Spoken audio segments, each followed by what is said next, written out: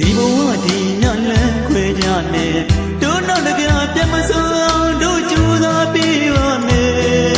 အဝေးဆုံးဝေးတဲ့ကဘာတို့ခုသွားမှာပါတနာမဲ့သမားရဲ့အတ္တချစ်ကိုအမြင်လေးတစ်နေ့တော့နားလေသွားမှာပါ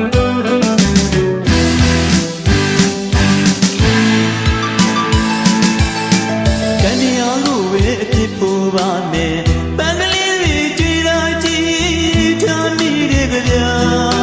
ဒီသွားတဲ့ဘုဖြစ်ချေ